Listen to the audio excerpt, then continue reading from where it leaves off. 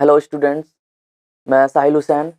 आज हम लोग पढ़ने जा रहे हैं क्लास 11th के एंट्रेंस एग्ज़ाम एएमयू और जीएमआई के लिए लाइट, जिसमें हम दो फिनोमिना ऑफ लाइट के बारे में पढ़ेंगे, reflection and refraction of light. तो जो लाइट चैप्टर है मेनली इसमें रिफ्लेक्शन और रिफ्रैक्शन के बारे में ही बताया गया है। तो चलिए हम स्टार्ट करते हैं। सबसे पहले लाइट क्या होता है, लाइट के बारे में जान लेते हैं। इस चैप्टर में थोड़ी बहुत हमें इंट्रोडक्शन पता होनी चाहिए, क्योंकि एएमयू और जीएमआई के एग्जाम में कई बार लाइट के बारे में पूछ लिया जाता है, लाइट की प्रॉपर्टीज़ के बारे में कुछ कुछ चीज़ें पूछ ली जाती हैं। तो वो बेसिक चीज़ें हम लोग यहाँ पर जान लेंगे, उसके बाद से हम आगे प्रोसीड करेंगे, ठीक है। तो रिफ्लेक्शन एंड रिफ्रैक्शन हमें पढ़ना है। तो सबसे पहले जानते हैं कि लाइट क्या होता है, उसके बाद से रिफ्लेक्शन और रिफ्रैक्शन की चर्चा कर रहे होंगे हम। तो लाइट की यहाँ पर थोड़ी सी डेफिनेशन लिखी गई है, जैसे कि light is the form of energy which help us to see the objects. किसी भी ऑब्जेक्ट को देखने के लिए हमें लाइट की रिक्वायरमेंट होती है। लाइट एक एनर्जी का फॉर्म होता है, ठीक है, जो एक स्ट्रेट लाइन में ट्रेवल करता है, और हमें किसी भी ऑब्जेक्ट को देखने के लिए लाइट की ज़रूरत होती है। बिना लाइट के हम किसी भी ऑब्जेक्ट को क्लियरली देख नहीं सकते, देख ही नहीं सकते हैं। अगर लाइट कहीं पर एग्जिस्ट नहीं कर रहा है तो किसी भी ऑब्जेक्ट को देख नहीं पाएंगे हम। जैसे कि सेकंड लिखा गया है, light is needed to see the things around us. Light travels along a straight line. Light straight line में ट्रेवल करती है। जैसे कि मान लीजिए, मैंने एक डायग्राम से यहाँ पर समझाने की कोशिश करी आप लोगों को, कि मान लीजिए यहाँ पर रोज है, और रोज को ना किसी को देखना है। जैसे कि यहाँ पर एक लड़का है, इसको रोज को देखना है। तो अगर यहाँ पर सनलाइट नहीं होता या किसी भी तरीके का लाइट अवेलेबल नहीं होता तो ये रोज को देख ही नहीं पाता, ठीक है, कि रोज वहां पर अवेलेबल है, ठीक है। उसको देखने के लिए सनलाइट या किसी भी तरीके की लाइट की रिक्वायरमेंट है। तो सन के द्वारा जो लाइट जाती है, लाइट स्ट्रेट लाइन में ट्रेवल करती है, तो लाइट ऐसे हमारी मूव कर रही है, और ऐसे मूव करके जा करके ये किस पर टकराएगी, रोज पर टकराएगी, और टकराने के बाद यहाँ से रिफ्लेक्ट होती है, और रिफ्लेक्ट होकर के ना उस बॉयज की आंखों में, उस लड़के की आंखों में जा करके इसका इमेज का फॉर्मेशन हो रहा होता है। फिर इसकी आंखों से इसके दिमाग में वो कुछ नर्व सिस्टम के द्वारा भेजा जाता है। फिर हमें पता चल पाता है कि हाँ, सामने एक रोज रखा गया है। तो बिना लाइट के हम किसी भी ऑब्जेक्ट को क्लियरली देख नहीं सकते हैं। और जैसे कि मान लीजिए यहाँ पर लाइट को, यहाँ पर हम लाइट की हेल्प से क्यों देख पा रहे हैं इस ऑब्जेक्ट को, वो रिफ्लेक्शन की वजह से देख पा रहे हैं। लाइट क्या होती है ना, किसी भी सरफेस से रिफ्लेक्ट होती है, तो ये रोज पर टकरा रही है, टकराने के बाद रिफ्लेक्ट हो रही है, और रिफ्लेक्ट होकर के हमारी आंखों में जाकर के पड़ रही है, तब हम जाकर के इस रोज को देख पा रहे हैं, ठीक है। तो ये लाइट होती है। लाइट इन चीजों में यूज करी जाती है। जैसे कि some common phenomenon associated with light. Light के कुछ कॉमन फिनोमिनन हैं। जैसे कि इस क्लास 10th की अगर हम बात कर लें, क्लास 10th का सिलेबस में है ये, तो इसकी अगर हम बात कर लें तो बहुत कम पढ़ाया जाता है। लेकिन जैसे ही आप क्लास 12th में जाओगे तो लाइट के बारे में और भी बहुत सारे फिनोमिनन के बारे में आप लोगों को पढ़ाया जाएगा, बहुत डिटेल में पढ़ाया जाएगा। कुछ फिनोमिनाज मैंने यहाँ पर दिखा रखे हैं आप लोगों को, जिसको देख करके आप समझ सकते हैं ये सारी की सारी लाइट की फिनोमिनाज है। थोड़ा बहुत एक एक करके मैं समझा देता हूँ। जैसे कि पहला फिनोमिना है हमारा रिफ्लेक्शन ऑफ लाइट, ठीक है ना। रिफ्लेक्शन ऑफ लाइट की वजह से ही मिरर में किसी भी इमेज को हम देख पाते हैं, अपना ही इमेज या किसी दूसरे का भी इमेज हम मिरर में देख पाते हैं। वो किसकी वजह से पॉसिबल हो पाता है, रिफ्लेक्शन की वजह से पॉसिबल हो पाता है। जैसे कि मान लीजिए यहाँ पर एक बॉय है, और इस बॉय की इमेज इस मिरर में बन रही है। दरअसल हो क्या रहा है कि इसके से लाइट टकरा करके मिरर में जा रही है, और मिरर से टकरा करके फिर दोबारा इसके रिटर्न आंखों में पड़ रही है, जिससे ये इस के इमेज, अपने खुद के ऑब्जेक्ट के इमेज को क्लियरली इस मिरर में देख पा रहा है। तो ये लाइट की वजह से ही पॉसिबल है। अगर यहाँ पर लाइट नहीं होता तो कोई भी इमेज इसको दिखाई नहीं दे रही होती। दूसरा फिनोमिनन है हमारा bending of light. Bending of light को हम यहाँ पर रिफ्रैक्शन ऑफ लाइट से भी समझ सकते हैं, जो कि हमें पढ़ना है रिफ्रैक्शन ऑफ लाइट, ठीक है ना। रिफ्रैक्शन ऑफ लाइट को ही बेंडिंग ऑफ लाइट भी बोला जाता है। जैसे कि क्या होता है ना, यहाँ से लेकर के यहाँ तक, जैसे कि यहाँ पर क्लियरली आप लोगों को दिखाई नहीं दे रहा होगा, लेकिन अगर मैं बात करूं तो ये वाटर का या किसी भी तरीके का दूसरा मटेरियल है, और इसके ऊपर दूसरा मटेरियल है, और लाइट हमारी यहाँ से ऐसे इंसिडेंट हो रही है, और लाइट पैरेलल मूव करती है एक दूसरे के साथ। पैरेलल नहीं, मतलब स्ट्रेट लाइन में मूव करती है। तो ये स्ट्रेट लाइन में लाइट हमारी मूव कर रही थी, लेकिन जैसे ही ये दूसरे मीडियम के सरफेस पर पड़ती है, जैसे ये दूसरे मीडियम के सरफेस पर पड़ती है, इसका डायरेक्शन चेंज हो जाता है, यानी कि ये अपने ओरिजिनल पाथ से बेंड हो जाती है। इसी को हम बेंडिंग ऑफ लाइट या रिफ्रैक्शन ऑफ लाइट के नाम से जानते हैं, जिसको हम आगे रिफ्लेक्शन पढ़ने के बाद पढ़ रहे होंगे। यहाँ पर एक रेनबो बना हुआ आप लोगों को दिखाई दे रहा है। रेनबो आप लोगों ने भी देखा होगा नॉर्मल लाइफ में, जैसे कि बरसात के मौसम में ज्यादातर रेनबो बनते हैं, और उसे हम देख करके हम मतलब कलर को डिफाइन, मतलब जैसे कि हमने ये देखा कि जो हमारा रेनबो बनता है उसमें 7 कलर के लाइट हमारे क्या होते हैं, विजिबल होते हैं। तो ये जो रेनबो का फॉर्मेशन होता है ना, वो भी रेनबो का फॉर्मेशन हम रिफ्लेक्शन और रिफ्रैक्शन या लाइट के फिनोमिनन के माध्यम से हम समझ रहे होंगे कि रेनबो का फॉर्मेशन कैसे होता है। ये भी एक लाइट की फिनोमिनन है। उसके बाद से हम ट्विंकलिंग ऑफ स्टार के बारे में चर्चा कर लेते हैं। ट्विंकलिंग ऑफ स्टार का मतलब क्या है, जैसे कि रात के मौसम में जब गर्मियों का मौसम होता है तो ऊपर तारे हमें टिमटिमाते हुए दिखाई देते हैं, ट्विंकल करते हुए दिखाई देते हैं। इसका भी रीजन हमारा लाइट से ही है। लाइट की इंटेंसिटी का कम या अधिक होना ट्विंकलिंग ऑफ स्टार का रीजन होता है। तो उस फिनोमिनन को भी हम इसी चैप्टर में, मतलब इस चैप्टर में तो नहीं समझेंगे, लेकिन लाइट की ये भी एक फिनोमिनन होती है जो कि क्लास 12 में पढ़ रहे होते हैं। ठीक है, तो ये लाइट की कुछ फिनोमिनन थी जो कि मैंने आपको दिखाया। आगे बढ़ते हैं, नेचर ऑफ लाइट की बात करते हैं कि लाइट कौन सा नेचर रखता है। कहने का मतलब यह है कि लाइट क्या है, पार्टिकल है, वेव है, या क्या चीज है, चीज क्या है, उसकी नेचर क्या है, क्या क्या चीजें वो अपने साथ रखता है। तो अगर हम बात करें तो लाइट के दो नेचर होते हैं। लाइट दो नेचर की तरफ बिहेव करती है।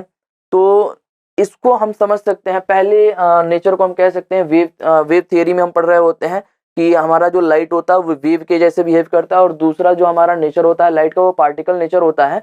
तो पार्टिकल नेचर को पार्टिकल थियरी ऑफ लाइट में पढ़ रहे होते हैं, और वेव नेचर को वेव थियरी ऑफ लाइट में हम पढ़ रहे होते हैं। वेव थियरी की कुछ बातें लिखी गई हैं यहाँ पर, जो कि आप देख सकते हो।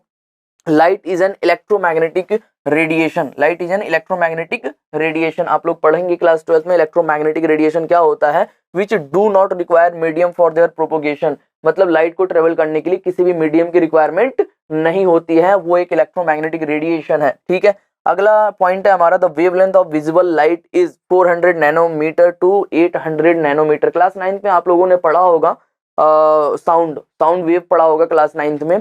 तो साउंड वेव में आप लोगों ने वेवलेंथ का थोड़ा सा इंट्रोडक्शन देखा होगा कि वेवलेंथ क्या होता है। वो सब सारी चीज आप लोगों को समझ में आई होंगी, वेवलेंथ, फ्रीक्वेंसी, उन सब सारी की रिलेशंस। तो ये दरअसल वेव को डिफाइन करने के लिए वेवलेंथ या फ्रीक्वेंसी आ रहा होता है। तो उसी वेवलेंथ के बारे में ये चर्चा कर रहा है। वेवलेंथ हमारा पाथ लेंथ होता है एक पूरे इंटरवल ऑफ टाइम में। तो उसकी बस हमें वेवलेंथ को समझना है। यहाँ पर वेवलेंथ इसकी 400 नैनोमीटर से 800 नैनोमीटर के बीच में होती है। एएमयू या जीएमआई की किसी कभी इस सवाल में पूछ लिया गया था, इसलिए मैंने यहाँ पर नोट कर दिया है। तो आप लोग इसको याद रख सकते हैं विजिबल लाइट की। ठीक है ना, वैसे तो वेवलेंथ बहुत मतलब डिफरेंट तरीके की जो हमारे वेव होते हैं उनकी वेवलेंथ डिफरेंट होती है, लेकिन विजिबल लाइट की बात करें तो उसकी वेवलेंथ 400 नैनोमीटर से लेकर के 800 नैनोमीटर के बीच में होती है। अगर हम स्पीड ऑफ लाइट की बात करें तो speed of light in vacuum, जैसे कि स्पीड ऑफ लाइट जैसे जैसे मीडियम चेंज होता है तो स्पीड ऑफ लाइट भी हमारी चेंज होती है ना। लेकिन वैक्यूम में स्पीड ऑफ लाइट की बात करें तो वैक्यूम में स्पीड ऑफ लाइट हमारा मैक्सिमम होता है, और वो होता है 3 × 10⁸ मीटर पर सेकंड के। यहाँ पर 8 क्लियरली दिखाई नहीं दे रहा होगा, यहाँ पर 8 है। 3 × 10⁸ metre per second in vacuum speed of light होता है हमारा। अब एक टर्म लिखा हुआ है यहाँ पर, diffraction is the phenomena which can be understand by wave theory of light. जैसे कि बहुत सारे फिनोमिनाज लाइट के होते हैं, उन फिनोमिनाज के बारे में हम स्टडी करेंगे, अच्छे से डिटेल में स्टडी करेंगे। तो ये जो फिनोमिनाज होते हैं ना, कुछ पार्टिकल नेचर मान करके सॉल्व हो जाते हैं, कुछ पार्टिकल नेचर मान करके सॉल्व नहीं होते हैं, कुछ वेव नेचर मान करके सॉल्व हो पाते हैं। तो इसमें से बहुत सारे फिनोमिनन ऐसे हैं जो पार्टिकल नेचर मान करके उनको सॉल्व करने की कोशिश करी जाती है तो सॉल्व नहीं हो पाते हैं, वो हमें पता नहीं चल पाते, उनके बारे में ज़्यादा जानकारी नहीं मिल पाती है। लेकिन डिफ्रैक्शन ही उसमें से एक ऐसा फिनोमिना है जिसको पार्टिकल नेचर मान करके सॉल्व करने की कोशिश करी जाए तो सॉल्व नहीं हो पाता है ये, फिर इसको वेव नेचर मान करके सॉल्व करा जाता है तो ये सॉल्व हो जाता है। ठीक है ना, बहुत सारे ऐसे फिनोमिनन और हैं, जैसे कि इंटरफेरेंस होता है, जैसे कि पोलराइजेशन होता है, उसको पार्टिकल नेचर मान करके सॉल्व नहीं कर सकते हैं, तो उनको सॉल्व करने के लिए हमें वेव नेचर मानना पड़ता है। यानी कि दोनों नेचर प्रूव्ड है। हमारा जो लाइट होता है वो वेव नेचर भी रखता है और वो पार्टिकल नेचर भी रखता है। अगला है हमारा पार्टिकल नेचर ऑफ लाइट ही है। जैसे कि पार्टिकल नेचर ऑफ लाइट में पहला स्टेटमेंट मैंने लिखा हुआ है, light is made up of small particles. ठीक है ना, which is the packet of energy known as photon. Light छोटे छोटे स्मॉल पार्टिकल से मिलकर के बना होता है, ऐसा कहा जाता है पार्टिकल नेचर ऑफ लाइट में। और वो एनर्जी के छोटे छोटे बंडल होते हैं, एनर्जी के छोटे छोटे बंडल होते हैं, और एनर्जी के छोटे छोटे बंडल को फोटोन के नाम से जाना जाता है। ठीक है, और लाइट हमारी स्ट्रेट लाइन में ट्रेवल करती है। पार्टिकल नेचर ऑफ लाइट के अकॉर्डिंग लाइट हमारी स्ट्रेट लाइन में ट्रेवल करती है, और वेव नेचर के अकॉर्डिंग लाइट हमारी वेवी कर्व के फॉर्म में ट्रेवल करती है, ऐसे ऐसे ट्रेवल करती है। लेकिन इसका वेवलेंथ इतना ज्यादा कम होता है जिससे कि हम इसको स्ट्रेट लाइन में ट्रेवल करता हुआ अज्यूम कर सकते हैं। ठीक है, तो ये दोनों हमारे नेचर ऑफ लाइट हो गए। अब हमें लाइट के बारे में स्टडी करनी है, तो लाइट ट्रेवल करता है तो मीडियम के अकॉर्डिंग उसकी स्पीड भी चेंज हो जाती है, और भी बहुत सारे फिनोमिनन मतलब घटित हो रहे होते हैं। तो उसी को समझने के लिए हमें मीडियम के बारे में भी जानकारी होनी चाहिए। तो हमें यहाँ पर फिलहाल के लिए ये पता होना चाहिए कि बेसिकली लाइट के according there are 3 types of medium. अब ये जो 3 टाइप्स ऑफ मीडियम होते हैं, इसमें जो पहला मीडियम होता है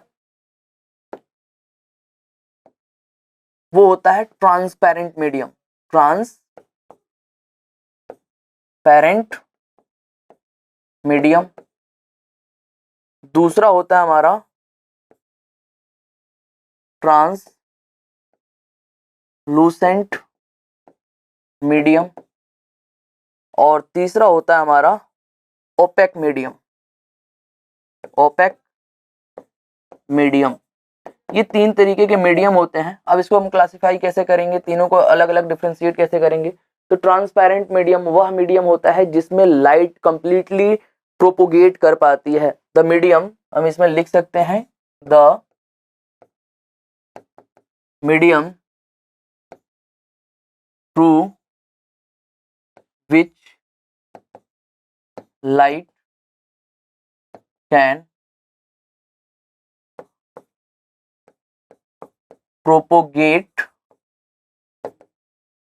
इजीली। ठीक है ना? जैसे एग्जांपल के तौर पे एयर में लाइट कंप्लीटली हमारी प्रोपोगेट कर पाती है। ग्लास की अगर हम बात करें तो उसमें भी से उसमें ग्लास जो हमारा बिल्कुल प्लेन ग्लास होगा उससे भी लाइट हमारी कंप्लीटली पास हो जाती है। और हम वाटर की बात करें तो वाटर से भी हमारी लाइट अप्रॉक्सीमेटली कंप्लीटली ही पास हो जाती है। तो ऐसे कुछ मीडियम जो होते हैं वो ट्रांसपेरेंट मीडियम कहलाते हैं। अगर हम ट्रांसलूसेंट मीडियम की बात करें तो ट्रांसलूसेंट मीडियम की डेफिनेशन देंगे हम, द मीडियम थ्रू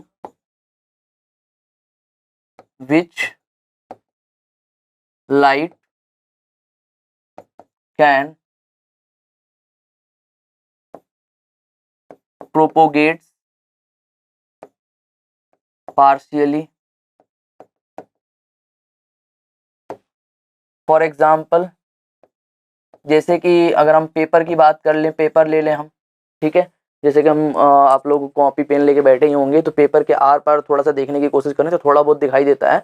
अगर हमारा पेपर थोड़ा सा बहुत ज़्यादा पतला है तो पेपर से भी लाइट हमारी क्या हो जाती है, थोड़ी बहुत पास तो हो जाती है, कंप्लीटली पास नहीं होती, थोड़ी बहुत पास हो जाती है। अगर हम जैसे ग्लास है, प्लेन ग्लास की अगर हम बात कर रहे हैं तब तो वो ट्रांसपेरेंट हो जाता है। लेकिन अगर खुरदरे ग्लास ले लें, खुरदरा तरीके का कोई ग्लास ले लें, या हम जो रॉ ग्लास निकालते हैं मिट्टी से उस ग्लास की अगर हम बात करें तो उससे लाइट कंप्लीटली पास नहीं हो पाती, इजीली पास नहीं हो पाती है, थोड़ा बहुत पार्शियली पास हो पाती है। इसलिए हम इसको बोल सकते हैं, जैसे ग्राउंड ग्लास भी बोल सकते हैं। ग्राउंड ग्लास, जो ग्लास हम ग्राउंड से निकालते हैं, रॉ मटेरियल जो होता है ग्लास का, उससे लाइट हमारी पार्शियली पास हो पाती है। तो उसको हम कौन सा मटेरियल बोल सकते हैं, मीडियम बोल सकते हैं, ट्रांसलूसेंट मीडियम बोल सकते हैं। अगर हम बात करें ओपेक मीडियम की, तो ओपेक मीडियम वह मीडियम होता है जिससे कि लाइट हमारी पास ही नहीं करती, कंप्लीटली पास नहीं करती, उसको हम ओपेक मीडियम कहते हैं। तो द मीडियम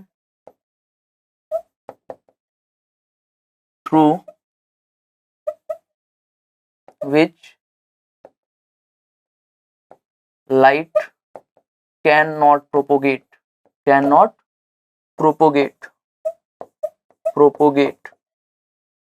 ठीक है, cannot propagate। अगर हम एग्जाम्पल की बात करें तो एग्जाम्पल में हम क्या कह सकते हैं, एग्जाम्पल में हम कह सकते हैं जैसे कि वॉल हो गया, ठीक है, वॉल से हमारी लाइट कंप्लीटली पास नहीं हो पाती है, ठीक है। जैसे कि मान लीजिए इस कमरे में अगर लाइट्स हैं और बाहर के कमरे में लाइट सारी बंद कर दी जाए तो इस यहाँ से इस कमरे से दूसरे कमरे में लाइट नहीं पहुँच पाती है। क्यों नहीं पहुँच पाती है? क्योंकि बीच में हमारा वॉल खड़ा है, तो वॉल से हमारी लाइट पास ही नहीं हो पाती। तो इस तरीके के जो मीडियम होते हैं वो हमारे कौन से मीडियम कहलाते हैं? ओपेक मीडियम कहलाते हैं। ठीक है, आगे बढ़ते हैं हम। आगे है हमारा रिफ्लेक्शन ऑफ लाइट। अब हमें समझना है रिफ्लेक्शन ऑफ लाइट क्या होता है। जैसे कि अब हम फिनोमिनाज पे आगे लाइट के बारे में हमने थोड़ी बहुत उसकी नेचर की, उसकी प्रॉपर्टीज के बारे में स्टडी कर ली। अब हम पढ़ने वाले हैं reflection of light. Reflection of light होता क्या है? ठीक है, रिफ्लेक्शन ऑफ लाइट से पहले हमें थोड़ा सा समझना पड़ेगा luminous and non luminous object को। ल्यूमिनस ऑब्जेक्ट क्या होता है? वह ऑब्जेक्ट जो अपनी खुद की लाइट प्रोड्यूस करता है उसे हम ल्यूमिनस ऑब्जेक्ट कहते हैं। कभी कभी एग्जाम में पूछ लिया जाता है, एएमयू और जेएमआई के एग्जाम में, ल्यूमिनस ऑब्जेक्ट क्या है? तो ल्यूमिनस ऑब्जेक्ट वह ऑब्जेक्ट होता है जो अपनी खुद की लाइट प्रोड्यूस करता है। नॉन ल्यूमिनस ऑब्जेक्ट वह ऑब्जेक्ट होता है जो किसी दूसरे के लाइट के हेल्प से रिफ्लेक्ट करके, उस दूसरे के लाइट को रिफ्लेक्ट करके लाइट प्रोड्यूस कर रहा होता है। जैसे हम ल्यूमिनस ऑब्जेक्ट में एग्जांपल की बात करें तो जैसे कि सन हमारा है, अदर स्टार्स जो भी हैं वो सारे के सारे क्या करते हैं, अपनी खुद की लाइट प्रोड्यूस कर रहे होते हैं। अगर हम इलेक्ट्रिक बल्ब की बात करें तो इलेक्ट्रिक बल्ब भी अपना खुद का लाइट प्रोड्यूस करता है। अगर हम किसी भी तरीके का एलईडी की बात करें तो एलईडी भी हमारा खुद का लाइट प्रोड्यूस करता है। तो ये सारे के सारे हमारे ल्यूमिनस ऑब्जेक्ट्स कहलाते हैं जो खुद की लाइट प्रोड्यूस करते हैं। नॉन ल्यूमिनस ऑब्जेक्ट की एग्जांपल की बात करें तो जैसे कि मैन, जैसे कि मून, ठीक है। मून जो हमें दिखाई देता है तो ऐसा लगता है कि वो अपनी खुद की लाइट प्रोड्यूस कर रहा है, नहीं, लेकिन वो क्या करता है ना, वो सन की लाइट को रिफ्लेक्ट करके हमारी तरफ भेज रहा होता है जिससे कि वो दिखाई दे रहा होता है, तो ऐसा लगता है कि वो चमक रहा है, यानी कि खुद की लाइट प्रोड्यूस कर रहा है। तो मून खुद की लाइट प्रोड्यूस नहीं करता, वो नॉन ल्यूमिनस ऑब्जेक्ट होता है। जैसे कि कोई भी ऑब्जेक्ट हो गया हमारा, ठीक है, कोई भी ऑब्जेक्ट में हम जैसे वॉल कह लें, कोई भी ऑब्जेक्ट ले लीजिए जो खुद की लाइट प्रोड्यूस नहीं करते हैं, उसे हम नॉन ल्यूमिनस ऑब्जेक्ट की श्रेणी में रख देंगे। आगे बढ़ते हैं, हम रिफ्लेक्शन ऑफ लाइट को समझना स्टार्ट करते हैं। रिफ्लेक्शन ऑफ लाइट क्या होता है? रिफ्लेक्शन ऑफ लाइट को समझने के लिए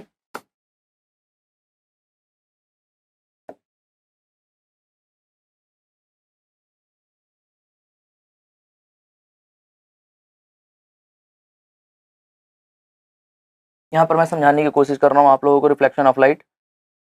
देखिए रिफ्लेक्शन ऑफ लाइट होता क्या है, जैसे कि मान लीजिए ये हमारे पास एक प्लेन सरफेस है, ठीक है ना, ये प्लेन सरफेस है, प्लेन सरफेस। या अगर आप लोगों को समझाने की कोशिश करूं तो मैं अज्यूम कर लेता हूं प्लेन मिरर। मिरर के बारे में जानना चाहेंगे आप लोग? मिरर क्या होता है? मिरर आप लोगों ने भी देखा है, ठीक है ना, ग्लास की एक प्लेट होती है, प्लेन हमारी प्लेट होती है, और उसके एक तरफ हम क्या कर देते हैं, पेंट कर देते हैं, और दूसरा हमारा रिफ्लेक्टिंग सरफेस बन जाता है, और फिर हम उसमें अपने चेहरे को अच्छे से देख पाते हैं। क्यों चेहरे को अच्छे से देख पाते हैं? क्योंकि लाइट हमारे चेहरे पे पड़ती है और फिर चेहरे से उस मिरर में जाती है और मिरर से टकरा करके फिर हमारी आंखों में पड़ रही होती है, जिससे कि हमारा खुद का इमेज मिरर में बन रहा होता है। तो वही चीज है, उसी चीज को हम यहाँ पर समझना है। तो वो रिफ्लेक्शन ऑफ लाइट की वजह से ही पॉसिबल हो पाता है। तो मैंने एक सरफेस ले लिया, एक ऐसा सरफेस रखा हुआ है, ठीक है। तो ऐसे सरफेस पर जैसे कि मैं अज्यूम कर लेता हूँ कि यहाँ से एक लाइट पड़ रही है, ये हमारी एक लाइट हमारी इंसिडेंट हो रही है। इस लाइट को भी थोड़ा सा हम और अच्छा बनाने की कोशिश करते हैं।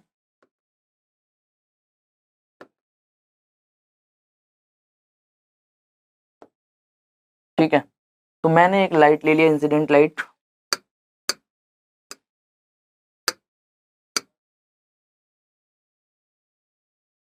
ये लाइट हमारी इंसिडेंट हुई यहाँ पर इस वाले पॉइंट पर। अब ये जो लाइट हमारी इंसिडेंट हो रही है इसको हम दिखा सकते हैं ऐसे। अब लाइट जो हमारी किसी भी सरफेस पर इंसिडेंट होती है उसको हम बोलते हैं इंसिडेंट रे। Incident ray. जिस पॉइंट पर ये इंसिडेंट होती है, इस पॉइंट पर इंसिडेंट हो रही है, तो इसको हम बोलेंगे पॉइंट ऑफ इंसिडेंस। क्या बोलेंगे? Point of incidence. अब इस पॉइंट ऑफ इंसिडेंस पर पढ़ने के बाद क्या होती है, ये रिफ्लेक्ट हो जाती है। अब हम समझना चाहेंगे कि ये रिफ्लेक्ट होती कैसे है। ये कुछ इस तरीके से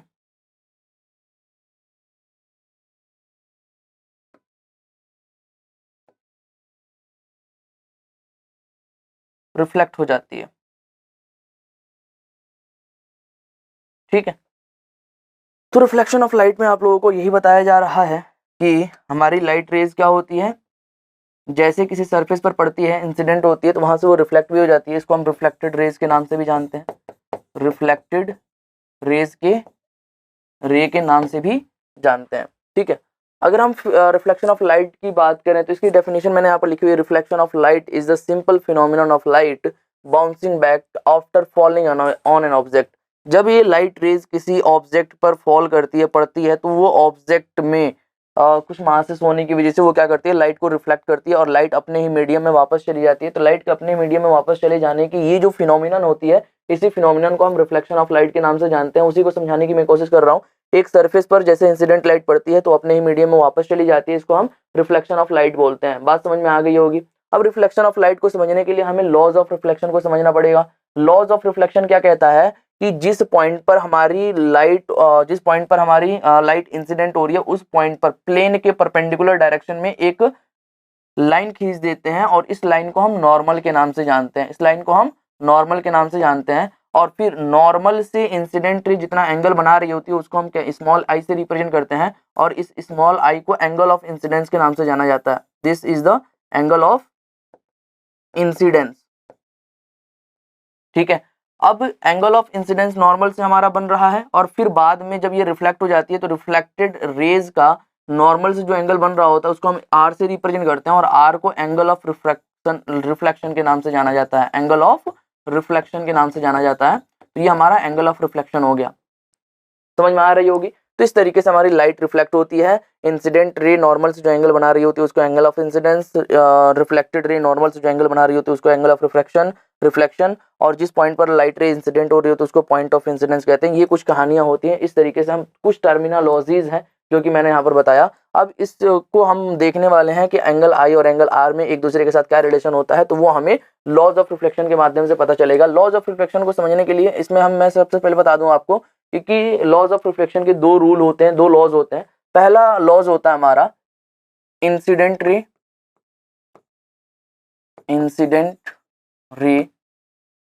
reflected ray and normal at the point of incidence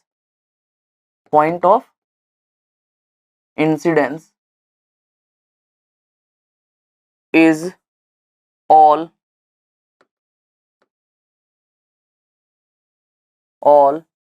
are lie in the same plane, all are lie in the same plane। समझिए इसका मतलब क्या है। इसका मतलब ये है कि ये जो हमारी इंसिडेंट रे मतलब जो हमारी इंसिडेंट रे आ रही है और जो रिफ्लेक्टेड रे जा रही है और जो नॉर्मल है, ये तीनों की तीनों लाइनें ना एक ही प्लेन में होती हैं। कहने का मतलब अगर मैं 2-3 पेन लेकर के समझाने की कोशिश करूं,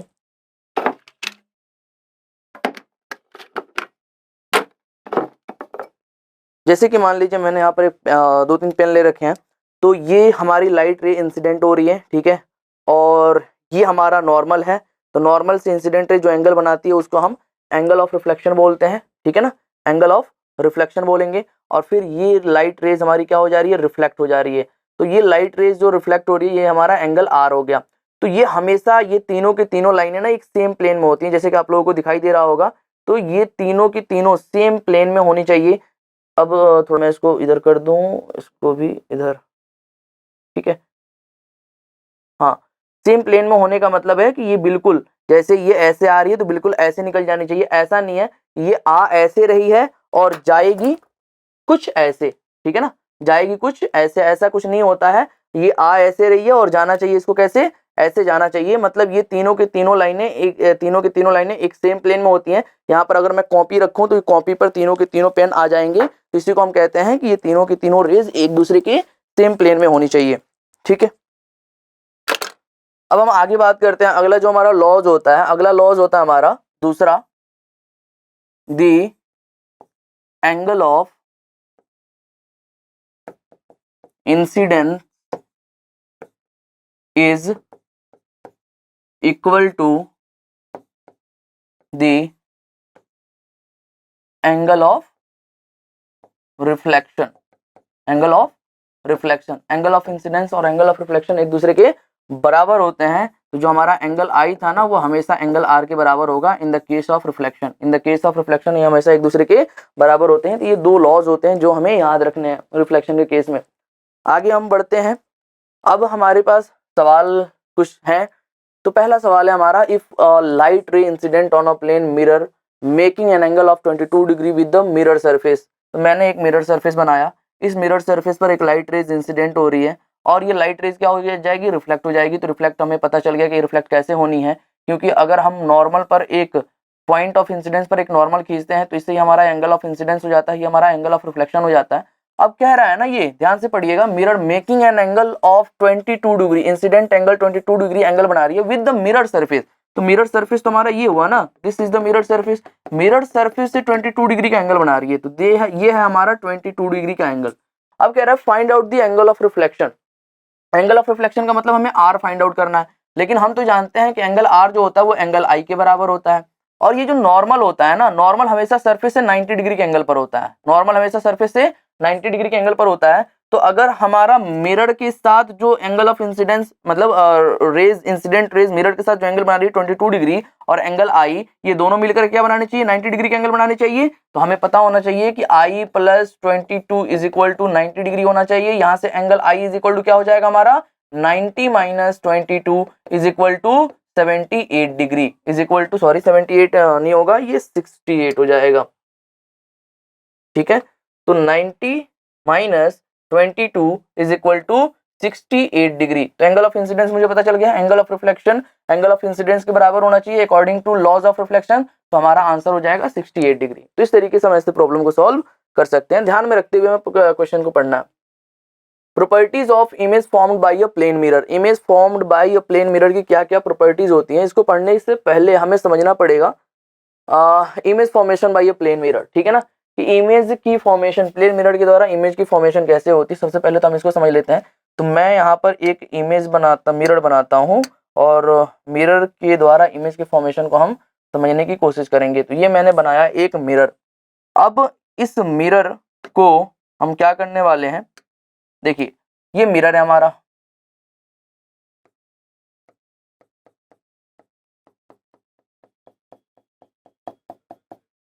यहां पर एक ऑब्जेक्ट रखा गया है, ये है ऑब्जेक्ट हमारा ओ। ऑब्जेक्ट ओ जो रखा गया है ना, वो डी डिस्टेंस पर रखा गया। मैं ऐसा अज्यूम कर लेता हूं कि ऑब्जेक्ट ए ओ जो है हमारा, मैंने एक लाइन ड्रॉ कर लिया। मैं ये लाइन इसलिए ड्रॉ कर रहा हूं क्योंकि इसी लाइन के अलोंग हम किसी भी डिस्टेंसेस को मेजर करने वाले हैं। तो इसे और ये लाइन की जो लेंथ है, ये लाइन की जो लेंथ है वो मैंने डी अज्यूम कर लिया। ठीक है, अब हम जानते हैं लाइट रेज इमेज का फॉर्मेशन कैसे होता है, उसको समझने के लिए ये ऑब्जेक्ट है हमारा, इसी के लिए सब सारी चीजें हो रही हैं। इस ऑब्जेक्ट का इमेज बनाना है, हमें देखना है कि इस मिरर के अंदर इमेज का फॉर्मेशन इस ऑब्जेक्ट का कैसे होगा, क्योंकि हम मिरर का यूज इमेज के फॉर्मेशन के लिए ही करते हैं। तो यहाँ से ऑब्जेक्ट से लाइट रेज निकलेंगी और वो लाइट रेज जा करके कहीं पर टकरा रही होंगी। अब एक और चीज समझ जाइए कि कभी भी इमेज के फॉर्मेशन के लिए मिनिमम 2 इंसिडेंट रेज की रिक्वायरमेंट होती है। 2 इंसिडेंट रेज रिफ्लेक्शन के बाद एक दूसरे से जहां पर टकराती हैं वहीं पर इमेज का फॉर्मेशन होता है। 2 इंसिडेंट रेज मिरर से रिफ्लेक्शन के बाद जहां पर एक दूसरे से टकराती हैं वहीं पर इमेज का फॉर्मेशन होता है। तो एक चीज मैं आपको बता दूं, यहाँ पर जो हमने पढ़ा अभी रिफ्लेक्शन ऑफ लाइट पढ़ते टाइम पर मैंने बताया एंगल ऑफ इंसिडेंस हमेशा एंगल ऑफ रिफ्लेक्शन के बराबर होना चाहिए। तो इसमें एक केस होता है, अगर हम लाइट रेज को मिरर पर बिल्कुल परपेंडिकुलर डायरेक्शन में डालें तो उस केस में हमारा एंगल ऑफ इंसिडेंस क्या हो जाएगा, 0 हो जाएगा। तो एंगल ऑफ रिफ्लेक्शन भी हमारा क्या हो जाता है, 0 हो जाता है। तो लाइट रेज हमारी बिल्कुल नॉर्मल के अलोंग क्या करने लगती है, मूव करने लगती है और चली जाती है। ठीक है,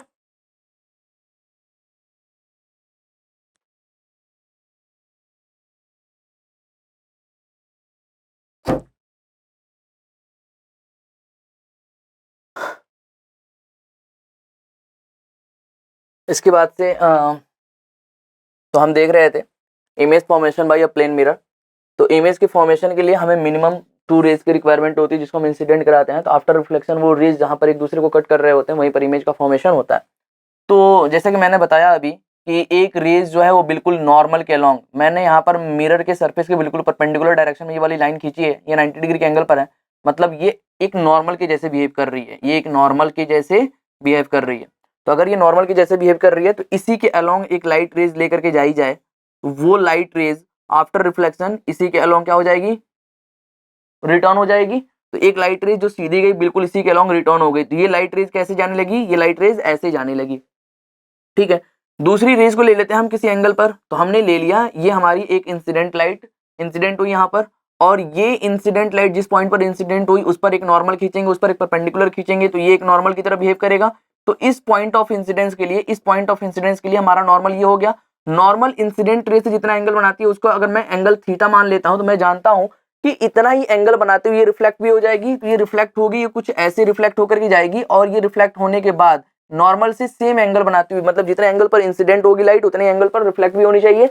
अब मैं देख पा रहा हूं कि एक रेज ऐसे जा रही है रिफ्लेक्ट होकर के, दूसरी रेज ऐसे जा रही है। ये बताइए आप लोग, क्या ये रेज और ये रेज दोनों रिफ्लेक्ट जो हो रही है वो डाइवर्ज हो रही है कि नहीं हो रही है? क्या ये डाइवर्ज होने वाली रेज कभी एक दूसरे को काट सकती हैं, कभी भी एक दूसरे को इंटरसेक्ट नहीं करेंगी। यानी कि यहाँ पर रियल में इमेज का फॉर्मेशन नहीं होगा, रियल में ये दोनों रेज एक दूसरे को कट नहीं करने वाली है। अब हम क्या करने वाले हैं, इसी रेज को पीछे की तरफ बढ़ाएंगे और पीछे की तरफ बढ़ाने पर दोनों रिफ्लेक्टेड रेज जहां से आती हुई हमें दिखाई देंगी, जैसे कि मान लो एक रिफ्लेक्टेड रेज हमें ऐसे जाती हुई दिखाई दे रही है, एक रिफ्लेक्टेड रेज हमें ऐसी जाती हुई दिखाई दे रही है, तो दोनों रिफ्लेक्टेड रेज जहां से जाती हुई प्रतीत होती हैं, मतलब अपीयर होती हैं, उस पॉइंट पर इमेज का फॉर्मेशन होता है। और दो रिफ्लेक्टेड रेज अगर डाइवर्ज हो जाए तो फिर उनको पीछे बढ़ाने पर जिस पॉइंट पर वो इंटरसेक्ट करती है उस पॉइंट पर इमेज का फॉर्मेशन होता है। और उस पॉइंट पर जो इमेज का फॉर्मेशन होता है उसको हम वर्चुअल इमेज के नाम से जानते हैं। किस इमेज के नाम से जानते हैं? वर्चुअल इमेज के नाम से जानते हैं। तो हमारा इमेज का फॉर्मेशन कुछ यहाँ पर होगा अगर हमने ऑब्जेक्ट यहाँ पर रखा हुआ है तो। और फाइनली जब हम यहाँ पर देखते हैं मेजरमेंट करके या प्रूफ करके, यहाँ पर ट्रायंगल थ्योरम लगा करके मेजरमेंट करके देखते हैं, तो जितने डिस्टेंस पर हमने ऑब्जेक्ट को रखा होता है प्लेन मिरर से, उतने ही डिस्टेंस पर ऑब्जेक्ट इमेज का भी फॉर्मेशन होता है। तो जितने डिस्टेंस पर हमने ऑब्जेक्ट को मिरर से रखा था उतने डिस्टेंस पर हमारा इमेज का भी फॉर्मेशन होता है। तो कुछ इस तरीके से प्लेन मिरर के द्वारा इमेज का फॉर्मेशन होता है। अब इसकी कुछ प्रॉपर्टीज होती हैं, उन्हीं प्रॉपर्टीज के बारे में हमें जानना है। तो उस प्रॉपर्टीज में सबसे पहले उसका नेचर क्या होगा? तो नेचर जैसा कि मैंने बताया कि हमेशा वर्चुअल इमेज का फॉर्मेशन होगा, रियल इमेज का फॉर्मेशन नहीं होता है। तो नेचर इसका जो होगा वो वर्चुअल इमेज का फॉर्मेशन होगा, वर्चुअल इमेज का फॉर्मेशन होगा। दूसरी, हमेशा इरेक्ट इमेज बनती है। इरेक्ट का मतलब होता है सीधा। इरेक्ट का मतलब क्या होता है? सीधा। मतलब जैसे हम खड़े होंगे वैसे ही इमेज दिखाई देगी, उसमें कोई भी चेंजेस नहीं आएंगे। अगर हम साइज की बात करें तो जितने साइज का हमारा ऑब्जेक्ट होता है उतने ही साइज की इमेज की फॉर्मेशन होती है। तो size of image is equal to size of the object. Size of the object, जितने साइज का इमेज होता है उतने ही साइज की हमारी ऑब्जेक्ट, जितने साइज का ऑब्जेक्ट होता है उतने ही साइज की इमेज का फॉर्मेशन होता है। अगर हम पोजीशन की बात करें तो अपोजिट साइड ऑफ मिरर, अगर हम पोजीशन की बात करें तो कहां पर हमारा इमेज का फॉर्मेशन होता है? Opposite side of mirror. Mirror के अपोजिट साइड में इमेज का फॉर्मेशन होता है। And same distance as object, मतलब ऑब्जेक्ट जितने डिस्टेंस पर रखा गया होता है उतने ही डिस्टेंस पर इमेज का भी फॉर्मेशन होता है। अगर हम focal length of plane mirror की बात करें तो हमें हमेशा याद रखना है focal length of plane mirror is at infinity. Focal length of plane mirror कहां पर होती है? इंफिनिटी पर होती है। ठीक है ना? जब मैं कर्व मिरर पढ़ाऊंगा उस टाइम पर मैं आप लोगों को समझा पा रहा हूँ कि इंफिनिटी पर इसका फोकल लेंथ कैसे होता है।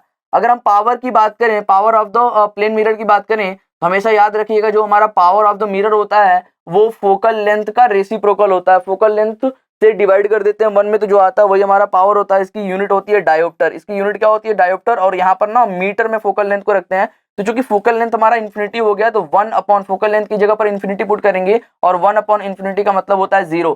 तो जो हमारा प्लेन मिरर होता है, प्लेन मिरर की जो पावर होती है वो कितनी होती है? 0 के बराबर होती है। अब इसकी कुछ प्रॉपर्टीज और होती हैं जैसे कि लेटरल इन्वर्जन। लेटरल इन्वर्जन में क्या होता है? जैसे कि मान लीजिए यहाँ पर एक पिक्चर दिखाई दे रहा है। लेटरल इन्वर्जन में अगर हम अपने राइट हैंड को मिरर के सामने खड़े होकर के अपने राइट हैंड को सेक करेंगे तो उसमें हमें, हमारा मिरर के केस में हमें ऐसा लगेगा कि हमारा लेफ्ट हैंड क्या कर रहा है? सेक हो रहा है। अगर हम अपने लेफ्ट हैंड से कुछ काम करते हैं तो हमारा ऐसा लगता है कि मिरर में हमारा राइट हैंड कुछ काम कर रहा है। मतलब लेफ्ट हैंड राइट हैंड के जैसा दिखाई देता है और राइट हैंड लेफ्ट हैंड के जैसा दिखाई देता है जब भी हम मिरर के सामने खड़े होते हैं। इसी को हम लेटरल इन्वर्जन के नाम से जानते हैं। ठीक है ना? मतलब हमारी जो इमेज की फॉर्मेशन होती है, अगर मैं ऐसे खड़ा हूं तो बिल्कुल एग्जैक्टली ऐसे ही मेरी इमेज की फॉर्मेशन हो जाती है। तो इस केस में हमारा जो राइट हैंड होता है वो लेफ्ट हैंड के जैसे दिखाई देता है। मतलब ऐसा लगता है कि हमारा लेफ्ट हैंड है वो, मतलब आगे जो मिरर में दिखाई दे रहा होता है, और जो हमारा राइट हैंड होता है वो लेफ्ट हैंड के जैसे, और जो लेफ्ट हैंड होता है वो राइट हैंड के जैसे दिखाई दे रहा होता है। ठीक है? इसी को हम लेटरल इन्वर्जन के नाम से जानते हैं।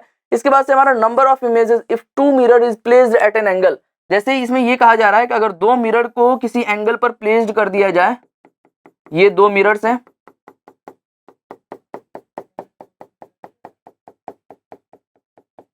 इसको किसी एंगल पर प्लेस्ड कर दिया जाए, तो जैसे मैं अज्यूम कर लेता हूं थीटा एंगल पर प्लेस कर दिया गया, और इनके बीच में अगर कोई ऑब्जेक्ट रखा जाता है तो बताइए इस ऑब्जेक्ट के नंबर ऑफ इमेजेस की फॉर्मेशन कितनी होगी? क्योंकि क्या होगा कि एक बार इस ऑब्जेक्ट का इमेज का फॉर्मेशन इस मिरर के द्वारा होगा, तो मैं यहाँ पर एक परपेंडिकुलर डालता हूँ, मैं जानता हूँ सेम डिस्टेंस पर यहाँ पर कहीं पर इमेज का फॉर्मेशन हो रहा होगा, तो इसको मैं I1 अज्यूम कर लेता हूँ। और फिर इसी ऑब्जेक्ट का यहाँ से मैं अगर यहाँ पर परपेंडिकुलर डालूं तो यहाँ पर एक इमेज का फॉर्मेशन हो रहा होगा, जिसको मैं I2 अज्यूम कर लेता हूँ। अब क्या होगा, ये जो इमेजेस बने हैं ना, इस मिरर के द्वारा जो इमेज बना है, ये वाला इमेज अब इसके लिए ना, इस वाले मिरर के लिए ऑब्जेक्ट का काम करेगा, और फिर यहाँ से इतने डिस्टेंस पर नीचे की तरफ इमेज का फॉर्मेशन होगा, उसको मैं I3 बोल दूंगा। और फिर ये वाला जो ऑब्जेक्ट है ना, इस मिरर के लिए, ये वाला जो इमेज है इस मिरर के लिए ऑब्जेक्ट का काम करेगा, फिर इतने ही डिस्टेंस पर इधर की तरफ फिर हमारा एक और इमेज का फॉर्मेशन होगा, इसको मैं I4 बोल दूंगा। फिर ये I4 जो होगा ना, इस मिरर के लिए ऑब्जेक्ट का काम करने लगेगा, और जो I3 होगा वो इस मिरर के लिए ऑब्जेक्ट का काम करने लगेगा। तो इस तरीके से मल्टीपल नंबर ऑफ इमेजेस के फॉर्मेशन होते हैं। जैसे कि आप लोग सैलून में गए होंगे, सैलून में दो प्लेन मिरर एक दूसरे के सामने रखी गई होती है, और हम यहाँ पर जब खड़े होते हैं तो हम यहाँ पर जब देख रहे होते हैं तो एक इमेज तो हमारा सीधा दिखाई दे रहा होता है, ठीक है ना, मतलब हम जैसे खड़े होते हैं वैसे दिखाई दे रहा होता है, फिर एक और इमेज इसके पीछे दिखाई दे रहा होता है, फिर एक और इमेज इसके पीछे दिखाई दे रहा होता है, फिर एक और इमेज इसके पीछे दिखाई दे रहा होता है। इस तरीके से मल्टीपल नंबर ऑफ इमेजेस के फॉर्मेशन हमें दिख रहे होते हैं। ऐसा क्यों होता है? ऐसा इसलिए होता है क्योंकि यहाँ पर रिफ्लेक्शन मल्टीपल टाइम्स होता है। एक बार रिफ्लेक्शन हुआ, फिर दो बार रिफ्लेक्शन हुआ, तीन बार रिफ्लेक्शन हुआ, तो रिफ्लेक्शन होता रहता है और हमारे नंबर ऑफ इमेजेस इंक्रीज होते रहते हैं। तो इस तरीके से मल्टीपल नंबर ऑफ इमेजेस बन रहे होते हैं। तो अगर दो प्लेन मिरर हैं, उस केस में हमारे जो इमेजेस बनते हैं वो इनफाइनाइट नंबर ऑफ इमेजेस के फॉर्मेशन होते हैं। लेकिन अगर किसी एंगल पर रखा जाता है तो उस केस में एक फाइनाइट नंबर ऑफ इमेजेस का फॉर्मेशन होता है। कभी 3 बनता है, कभी 4 बनता है, कभी 5 बनता है, कभी 6 बनता है।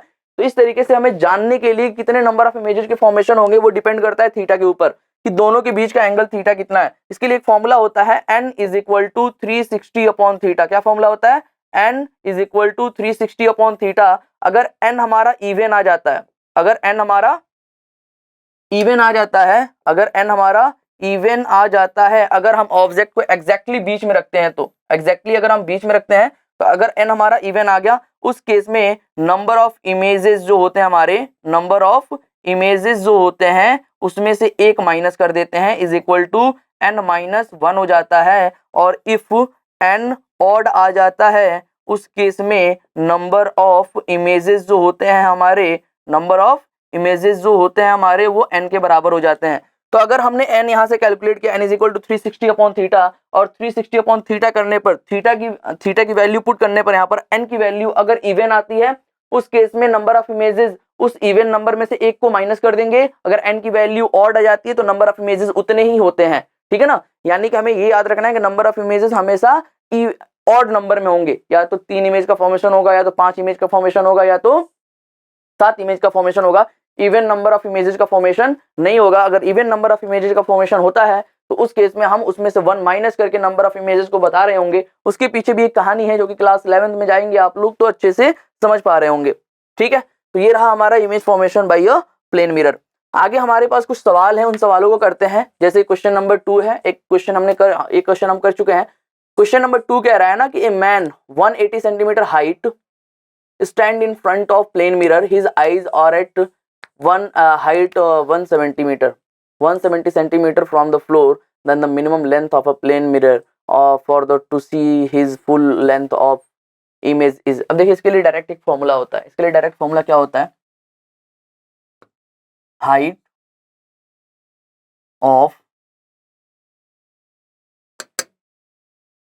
Of the mirror is equal to height of man divided by 2। Height of man कितना है हमारा? 180 सेंटीमीटर, 180 डिवाइडेड बाई 2 कीजिए 90 सेंटीमीटर। ये हमारा आंसर हो गया। शॉर्ट तरीके से हमें करना है, एग्जैक्टली शॉर्ट तरीके से करना है। 90 सेंटीमीटर हमारा क्या हो जाएगा? आंसर हो जाएगा। और हमें एकदम से आगे बढ़ जाना है। इसमें कोई भी साइंटिफिक कुछ भी कैलकुलेशन नहीं लाने, उसमें कोई भी फिजिक्स नहीं लगाना है। Height of the mirror is equal to height of the man divided by 2 करके हमें सोल्यूशन लिखना, मतलब वो अपना आंसर ढूंढना है। आंसर ढूंढ करके टिक करके आगे बढ़ना।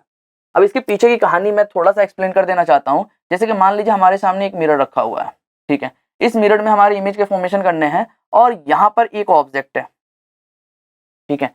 ये ऑब्जेक्ट का आई जो है वो यहाँ पर है। इस ऑब्जेक्ट का आई कहाँ पर है? यहाँ पर है। ये है मिरर हमारा।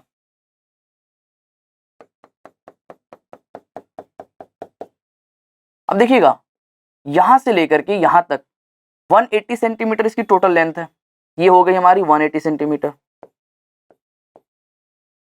यहां से लेकर के यहां तक कह रहा है 170 सेंटीमीटर है, ठीक है। तो ये कितना हो जाएगा हमारा 10 सेंटीमीटर। ये इसका मतलब सर है और ये इसका पैर है। दिस इज द फुट और this is head, this is I, ठीक है। हम जानते हैं जब भी हमारा इमेज का फॉर्मेशन होता है किसी भी चीज का, वो आई में होता है। ये बताइए अगर इसके फुट को देखना है तो इमेज कैसे बनेगा इसके आईज में? एग्जैक्टली इन दोनों के बीच में एक मैं परपेंडिकुलर लाइन ड्रॉ करूं तो यहां से रेज ऐसे जाएगी और रिफ्लेक्ट होकर के इसकी आंखों में पड़ेगी। क्यों मैंने ऐसा किया? क्योंकि ये डिस्टेंस दोनों ट्रायंगल में कॉमन हो जाएगा। ये वाली लेंथ मैंने बराबर ले ली और ये हम जानते हैं angle of incidence angle of reflection के बराबर होना चाहिए। उस केस में अगर angle of incidence angle of reflection के बराबर होना चाहिए तो ये दोनों right angle triangle similar triangle हो गए, यानी कि ये लेंथ इस लेंथ के भी बराबर होनी चाहिए। मेरी बात समझ में आ रही है आप लोगों को? ठीक है। मान लीजिए इसके हेड का फॉर्मेशन करना है तो हेड से हमारी रेज ऐसे जाएगी और फिर ये रिफ्लेक्ट होकर के ऐसे चली जाएगी। तो यहाँ पर भी अगर मैं एक परपेंडिकुलर लाइन ड्रॉ करता हूँ तो angle of incidence angle of reflection के बराबर होना चाहिए, मतलब ये वाली लेंथ इस वाली लेंथ के बराबर होनी चाहिए, ये वाली लेंथ इस वाली लेंथ के बराबर होनी चाहिए। कुछ मैं ज्यादा ही जटिल कर रहा हूँ लेकिन कोई मुश्किल नहीं। देखिए अगर मैंने यहाँ पर परपेंडिकुलर डाला, ये भी परपेंडिकुलर डाला है, तो ये वाली लेंथ अगर मैं इसको x अज्यूम कर लेता हूँ, इस x के बराबर है कि नहीं है? ये x है तो ये भी x के बराबर है कि नहीं है? अगर इसको मैं y अज्यूम कर लेता हूँ तो ये भी हमारी y के बराबर है कि नहीं है? अगर ये y है हमारा तो कहाँ गया बे? ठीक है सॉरी, हाँ तो ये थी हमारी यहाँ से लेकर के यहाँ तक, ये हमारी x है यहाँ से लेकर के यहाँ तक, और ये जो डिस्टेंस होगी वो y के बराबर होगी। अब देखिए अगर हमारा मैन का जो हाइट है, height of the man, height of man is equal to वो है हमारा y plus x is equal to 2 into x plus y. अब देखिए कितने नंबर, कितने इमेज के कितने लेंथ की रिक्वायरमेंट है हमें कंप्लीट इमेज को देखने के लिए। यहाँ से इस ये मिरर हो ना हो कोई फर्क नहीं पड़ता, ये मिरर हो ना हो कोई फर्क नहीं पड़ता। तो लेंथ ऑफ द मिरर जो होगा हमारा वो कितना हो जाएगा? x प्लस वाई हो जाएगा। तो x plus y 2 into x plus y की जगह पर मैं लिख दूं length of mirror, length of mirror, ये मैंने लिखा लेंथ ऑफ मिरर। तो लेंथ ऑफ मिरर जो होगा हमारा या हाइट ऑफ मिरर जो होगा हमारा, height of mirror is equal to क्या हो जाएगा? Height of the man, height of the man divided by 2। यही फॉर्मूला तो मैंने यहाँ पर लिखा हुआ है।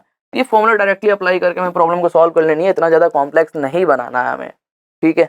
आगे बढ़ते हैं, मैंने समझाने के लिए समझा दिया बस। A plane mirror is approaching you. अब देखिए इसके लिए एक डायरेक्टली फॉर्मूला होता है, speed of mirror is equal to speed of object plus speed of image divided by 2। कह रहा है ना कि एक प्लेन मिरर है, एक प्लेन मिरर है और ये plane mirror 10 metre per second से अप्रोच कर रहा है, मतलब 10 मीटर पर सेकंड से मूव कर रहा है। और यहाँ पर एक ऑब्जेक्ट रखा हुआ है, ऑब्जेक्ट की कोई भी वेलोसिटी नहीं है, ऑब्जेक्ट के बारे में कोई भी वेलोसिटी नहीं बोली जा रही है, मतलब ऑब्जेक्ट की जो वेलोसिटी है, velocity of object is equal to 0 है। हमें पूछा जा रहा है कि बताइए इमेज की स्पीड कितनी होगी, तो इस वाले फॉर्मूले में रख देते हैं। तो बताइए मिरर की स्पीड हमारी 10 मीटर पर सेकंड है, हमने 10 रख दिया। ऑब्जेक्ट की जो वेलोसिटी है वो 0 है और हमें स्पीड ऑफ इमेज निकालनी है डिवाइडेड बाई 2। 2 इधर आएगा तो speed of image is equal to क्या हो जाएगा? 10 into 2 is equal to 20 metre per second. तो अगर हमारा जो मिरर है प्लेन मिरर अगर 10 मीटर पर सेकंड से मूव करता है, उस केस में जो उसकी इमेज की स्पीड होगी वो 20 मीटर पर सेकंड हो जाएगी। तो 20 मीटर पर सेकंड हमारा राइट आंसर हो जाएगा, ठीक है। चलिए आगे बढ़ते हैं। अगला सवाल है हमारा, to get 9 multiple images the angle between the plane mirror should be. अब एक और चीज मैं आपको बताता हूं कि नंबर ऑफ इमेजेस के लिए मैंने फॉर्मूला बताया 360 अपॉन थीटा, 360 अपॉन थीटा। तो क्या यहाँ से थीटा की वैल्यू भी तो कैलकुलेट कर सकते हैं। थीटा इज इक्वल टू क्या हो जाएगा? 360 अपॉन एन। बताइए 360 नंबर ऑफ इमेजेस कितने गिवन है हमें? 9 गिवन है, तो 9 पुट कीजिए यहाँ पर। ये क्या हो जाएगा? 9 4 जा 36 यानी कि 40 डिग्री। कितना आ गया हमारा आंसर? 40 डिग्री। अब मैंने ऑप्शन में ढूंढने की कोशिश करी तो ऑप्शन में तो मुझे दिखाई नहीं दे रहा, 40 डिग्री कहीं पर भी नहीं है। इसका मतलब क्या है? जब भी हम थीटा की वैल्यू निकालेंगे इमेजेस, नंबर ऑफ इमेजेस की हेल्प से, तो जो भी आएगा ना, अगर वो उतना है तो ठीक है, अगर नहीं है तो उससे कम वाली जो वैल्यू होगी, उससे एग्जैक्टली कम वाली जो वैल्यू होगी, उसी वो वैल्यू को हम क्या कर लेंगे? टिक कर लेंगे। यहाँ पर जो हमारा आंसर होगा वो 36 डिग्री आंसर हो जाएगा। अब ऐसा क्यों है? ऐसा इसलिए है 36 degree, theta is equal to 36 degree लेकर के नंबर ऑफ इमेजेस कैलकुलेट कीजिए। तो number of images is equal to क्या हो जाएगा? 360 divided by 36। Is equal to 10। अब 10 क्या आ गया हमारा, इवन आ गया ना, तो इवन जब भी होता है तो उससे एक नंबर ऑफ कम इमेज का फॉर्मेशन होता है। तो देखिए 9 हमारा आंसर आया कि नहीं आया, आया कि नहीं आया। तो इस तरीके से हमें करना। आगे बढ़ते हैं। when two plane mirrors are inclined to each other at an angle of 90 degree, ठीक है, then number of images will be। कह रहा है कि दो प्लेन मिरर हैं, दोनों प्लेन मिरर एक दूसरे से 90 डिग्री के एंगल पर इंक्लाइंड है, उस केस में नंबर ऑफ इमेजेस का फॉर्मेशन कितना होगा, वही वाला फॉर्मूला अप्लाई कर देंगे। 360 divided by theta is equal to 360 divided by 90, 0 से 0 कैंसिल आउट हो गया और ये 4 आ जाएगा। लेकिन 4 जो है वो इवन नंबर है, तो इससे हम क्या कर देंगे, एक कम कर देंगे, यानी कि नंबर ऑफ इमेजेस का फॉर्मेशन कितना होगा, 3 होगा, यानी कि फर्स्ट ऑप्शन हमारा क्या हो जाएगा, करेक्ट हो जाएगा।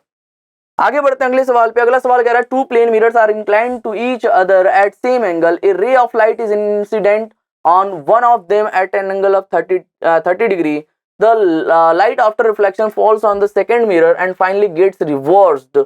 कह रहा है कि हमारे पास ना दो प्लेन मिरर्स हैं, ठीक है, मैंने अज्यूम कर लिया दो प्लेन मिरर है। अब बताइए अगर ये दो प्लेन मिरर है और एक लाइट जो है हमारी वो इंसिडेंट हो रही है, और वो इंसिडेंट हो रही है कौन से एंगल पर, 30 डिग्री के एंगल पर। तो 30 डिग्री के एंगल पर हमारी लाइट एक इंसिडेंट हुई, ठीक है, मैंने मान लिया कि 30 डिग्री के एंगल पर हमारी एक लाइट इंसिडेंट हो रही है, तो मैं जानता हूं ये 30 डिग्री के एंगल पर ही क्या हो जाएगी, रिफ्लेक्ट हो जाएगी। ये 30 डिग्री के एंगल पर रिफ्लेक्ट होगी। फिर दूसरे मिरर के द्वारा टकराने के बाद वो अपने ही पाथ को रिवर्स कर रही है। बताइए कि कब रेज जा करके किसी मिरर से टकराएगी और अपने ही पाथ को रिवर्स करेगी, जब वो एक्जैक्टली 90 डिग्री के एंगल पर पड़ रही हो, मतलब ये वाला एंगल क्या हो जाएगा, 90 डिग्री हो जाएगा। फिर ये अपने ही पाथ पर रिटर्न जाएगी, फिर ये ऐसे पड़ेगी, फिर 30 डिग्री के एंगल पर बनाते हुए ही दोबारा ऐसे इस फॉर्म में इसी रास्ते से, जिस रास्ते से आई है उस रास्ते से निकल जाएगी। मुझे क्या पता चला, मुझे ये पता चला कि ये 90 डिग्री का एंगल है।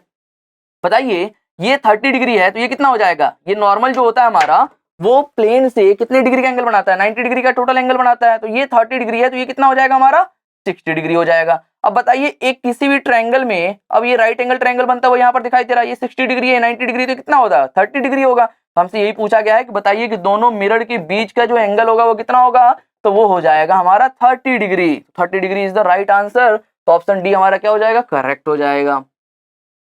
आगे बढ़ते हैं। कह रहा है draw the image of square ABCD. बस अगर स्क्वायर है तो इसकी इमेज का फॉर्मेशन भी स्क्वायर की जैसा ही होगा।